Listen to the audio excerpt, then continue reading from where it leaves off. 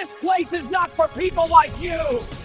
Welcome to Story That Save, where every story carries a message of hope, kindness, and the miracles hidden in ordinary moments. Today's story will remind you that sometimes the greatest treasures are waiting in the most unexpected places. If you believe in second chances and the power of love that reaches beyond time itself, stay with us. And please like, share, and subscribe so we can continue bringing you stories that touch hearts and change lives.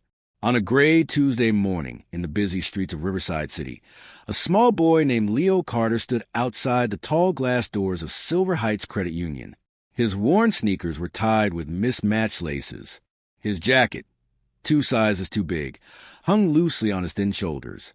In his trembling hands, he held a golden envelope that looked as out of place as he did. Leo was 10 years old, but his eyes looked older, like they had seen too many goodbyes and not enough hellos. He lived at the Sunflower Shelter 3 blocks away, where the walls were cracked and the soup was always watery. But Leo never complained. His grandmother had taught him that complaining didn't change anything. Kindness did. His grandmother, Nana Rose, had passed away 6 months ago. Leo still missed her every single day. She used to hum old songs while braiding his hair. She used to tell him stories about stars and dreams and promises that never break.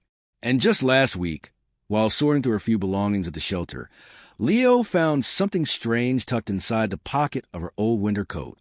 A golden envelope. It was sealed with red wax, and on the front, in Nana Rose's shaky handwriting, were 3 words, "For my Leo." Inside was a small plastic card with numbers printed across it, and a note that said, "When you are ready, go to Silver Heights. Ask them to check account number 847 Rose. I love you forever, my brave boy." Leo didn't understand what it meant, but he knew Nana Rose never lied. So that morning, with his stomach empty and his heart full of questions, he walked all the way to the bank. Now, standing in front of those giant doors, Leo felt very small. He pushed the door open. Inside, everything sparkled. The floors were so shiny he could see his reflection. Crystal lights hung from the ceiling like frozen stars. People in expensive suits rushed past him, talking on phones and carrying leather bags. No one smiled at him. A few people wrinkled their noses and stepped away. Leo walked slowly to the front desk, where a woman with perfect red nails was typing on a computer. Her name tag said Jessica Moon. "Excuse me," Leo whispered. Jessica looked up. Her smile disappeared the moment she saw him. "Yes?" she said, her voice sharp like broken glass. "I need to check an account, please," Leo said quietly, holding up a card. Jessica stared at him like he had just asked her to fly to the moon. "Sweetheart, this is a private bank. Are you lost? Where are your parents?" "I don't have parents," Leo said, "but my Nana Rose told me to come here. She said to check account number 847 Rose." Jessica sighed loudly. "Kid, I don't have time for games. This is a busy place for busy people." But before she could say more, a deep voice interrupted. "What seems to be the problem here?" A tall man in a navy blue suit walked over. His shoes clicked loudly on the marble floor. His watch glittered like tiny diamonds were trapped inside it. His name was Richard Blackwell, and he was the wealthiest investor in Riverside City. Everyone knew his name. Everyone feared his power. Richard looked down at Leo with cold, gray eyes. "Jessica, why is this child bothering you?" he asked. "He says he wants to check a bank account, Mr. Blackwell," Jessica said, rolling her eyes. "I was just about to call security." Richard chuckled. It wasn't a kind sound. It was a laugh of someone who thought he was better than everyone else. "A bank account?" Richard repeated, smirking. "Kid, do you even know what a bank account is?" Leo's face turned red, but he didn't look away. "Yes, sir. It's where people keep their money safe." Richard's smirk grew wider. "And you think you have money here? Look at you. You probably don't even have $1 to your name." People nearby stopped to watch. Some laughed quietly. Others shook their heads. One woman whispered, "Poor thing. Someone should call child services." But Leo didn't run. He didn't cry. He stood there, holding the card tightly, and looked Richard straight in the eye. "My Nana Rose told me to come here. She never lied to me. Not once. Something about the boy's voice made Richard pause. Maybe it was the courage. Maybe it was the sadness.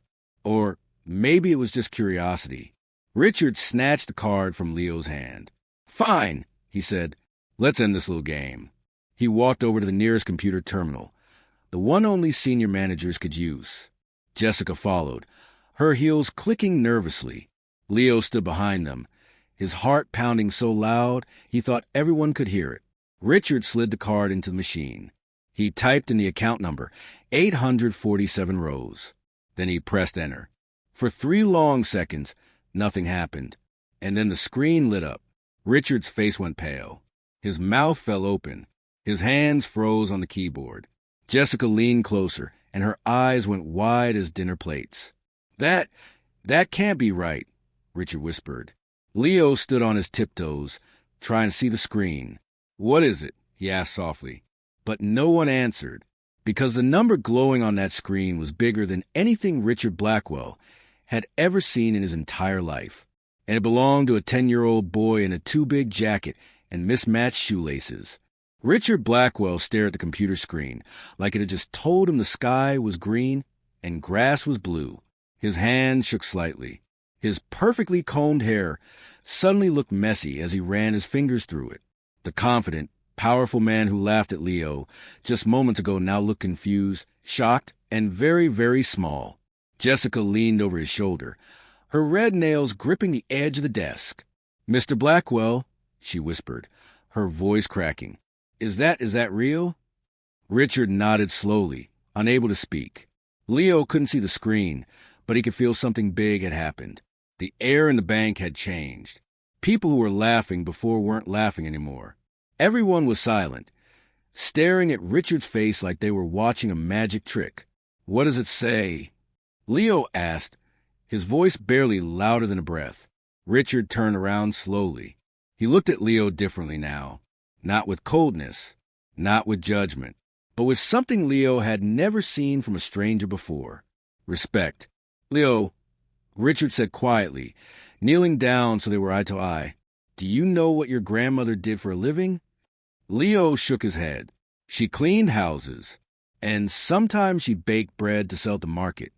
Richard took a deep breath. "That's what she did to survive. But before that, a long time ago, your grandmother was something else. Something incredible."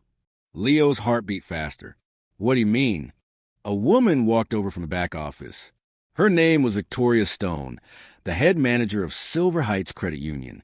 She had silver hair pulled back in a tight bun and kind brown eyes hidden behind silver glasses. She had been watching everything from her office, and now she stepped forward with a folder in her hands. "Leo Carter," Victoria said gently, kneeling beside Richard. "Your grandmother, Rose Marie Carter, was once a mathematics professor at Riverside University. She was one of the smartest people the city ever knew." Leo's eyes went wide. "Nana Rose was a teacher?" Victoria nodded. "Yes, and 30 years ago, she helped a young man with his homework every single evening after class. That young man was failing. He had no money, no family, and no hope. But your grandmother believed in him. She tutored him for free. She fed him when he was hungry. She told him he was smart when the world told him he was nothing." Richard cleared his throat. His voice was softer now, almost embarrassed. "That young man's name was Daniel Cross." "Who's Daniel Cross?" Leo asked. "One of the richest inventors in the world," Victoria said. "He created the technology that powers half the computers on this planet. And he never, ever forgot your grandmother's kindness." Leo's mouth fell open. Victoria opened the folder and pulled out an old photograph. It showed a young Nana Rose, smiling brightly, standing next to a thin young man with messy hair and grateful eyes. "When Daniel became successful," Victoria continued, "he searched for your grandmother everywhere. But by then, she had moved away and changed her life. He finally found her 5 years ago, just before he passed away from an illness. He wanted to thank her," Richard added. "So he created a trust fund, a special account that would grow and grow, waiting for the right moment, waiting for you." Leo's hands trembled. How much is in the account?" Victoria and Richard exchanged glances. Richard stood up and turned the computer screen so Leo could see it. The number glowing on the screen had so many zeros that Leo had to count them twice. $12 million. Leo's legs felt weak. The room started spinning. Jessica brought him a chair, and he sat down, staring at the number like it might disappear if he blinked. That's not real, Leo whispered. That can't be real. It's real, Victoria said gently, placing a hand on his shoulder. Daniel Cross left instructions. The account was to remain untouched until Rose Carter's heir came to claim it. And that heir is you. Tears filled Leo's eyes. Not sad tears. Not happy tears. Something in between. The kind of tears that come when your whole world changes in a single moment. Nana Rose, Leo whispered, looking up at the ceiling like she might be watching. You never told me. She wanted you to discover it when you needed it most, Victoria said softly. And it looks like today was that day. Richard Blackwell stood quietly in the corner. The man who had mocked Leo, who had laughed at him, who had thought he was nothing, now looked ashamed. He stepped forward, his voice low and sincere. Leo, I owe you an apology. I judge you by your clothes and not your heart. That was wrong. Very wrong. Leo looked up at him. For a moment, he didn't say anything. Then, in a voice wiser than his 10 years, Leo spoke. Nana Rose used to say that everyone makes mistakes. What matters is what you do after. Richard's eyes grew wet. He nodded, unable to find words. Victoria smiled. Leo, this money is yours. But you're still young, so we'll assign trusted people to help you manage it until you're older. We'll make sure you have a safe home, good food, and the best education possible. Your life is about to change. Jessica, who had been rude earlier, stepped forward nervously. Leo, I'm sorry too. I shouldn't have treated you that way. Leo nodded. It's okay. People forget to be kind sometimes. But we can always start again. The bank, would have been filled with whispers and stares, was now completely silent. But it wasn't an uncomfortable silence. It was a kind of silence that comes when something beautiful and unexpected happens, and no one wants to ruin it with words. Victoria handed Leo a bottle of water and a warm muffin from the staff room. He ate slowly, savoring every bite, while the adults made phone calls and filled out papers. Outside the tall windows, the gray cloud began to break apart, and golden sunlight poured through, lighting up the bank like a stage. Leo looked at the card in his hand, the one Nana Rose had left him, and he smiled. She had kept her promise. She had loved him forever. And even though she was gone, she had made sure he would never be alone again. 3 hours had passed since Leo walked into Silver Heights Credit Union as a forgotten boy with nothing but a golden envelope and a prayer. Now, he sat in Victoria Stone's private office, wrapped in a warm blanket someone had brought from the staff lounge. A hot meal sat on the table in front of him, Real chicken, rice, vegetables, and even a slice of chocolate cake. Leo ate slowly, savoring every single bite like it was the most precious thing in the world. Victoria sat across from him, her kind eyes watching him carefully. Leo, she said softly, we've made some calls.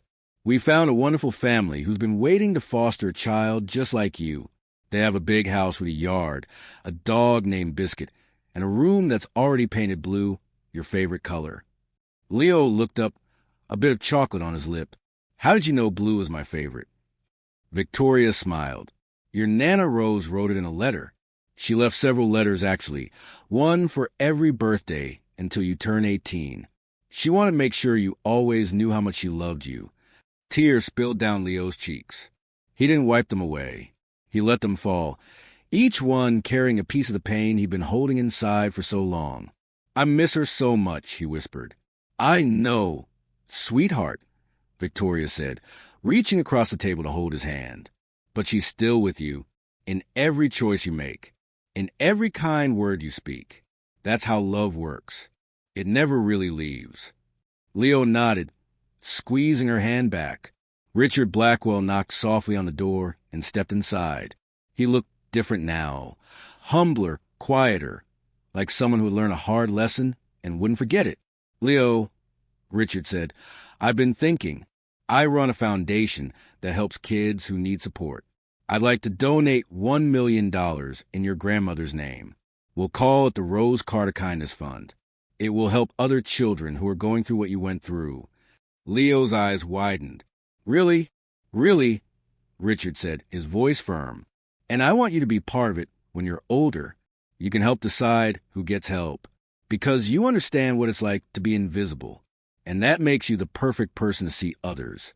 Leo smiled, a real smile, the kind that starts in your heart and spreads all the way to your face.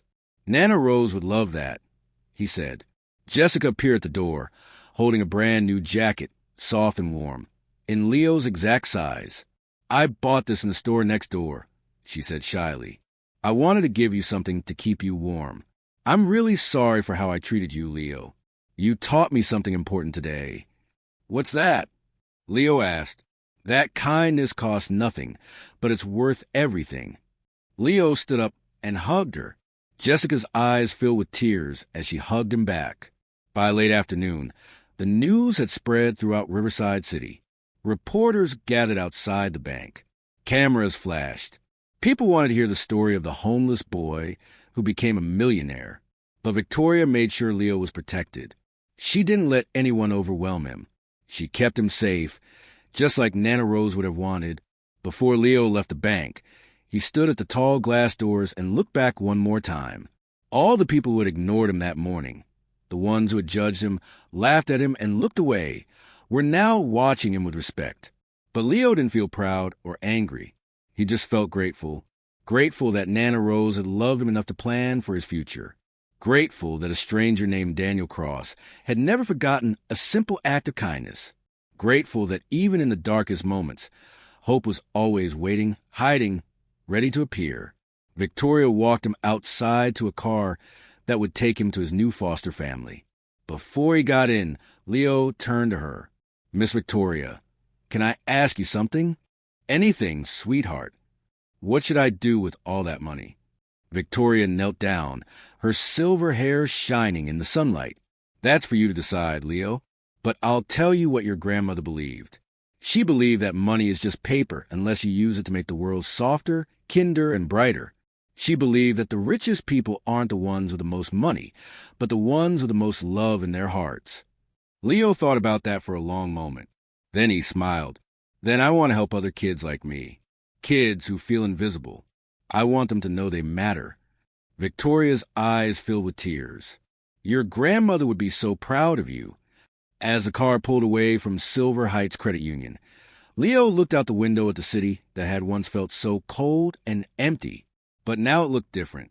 The buildings seemed brighter. The people seemed kinder. The sky seemed bluer. And for the first time in a very long time, Leo felt something he thought he'd lost forever. Hope. If this story moved you, don't just watch and leave. Take action right now. Like this video if you believe every child deserves love and a second chance. Comment below and tell us, what act of kindness will you do today in honor of Leo and Nana Rose? Share this story with your family, your friends, your co-workers, because someone in your life needs to hear this message right now. Subscribe to Story That Save and turn on notifications so you never miss a story that could change your heart. Hashtag they laughed until they saw the screen. Hashtag never judge by appearance. Hashtag kindness wins. Hashtag miracles are real. Hashtag faith over fear. Hashtag unexpected blessings. Hashtag stories that save channel. Hashtag hidden millionaire. Hashtag from homeless to hopeful. Hashtag love never dies. Remember, you never know what battle someone is fighting. You never know what miracle they're carrying in their pocket. Choose kindness. Always. See you in the next story. Until then, keep believing, keep loving, keep shining. Story That Save.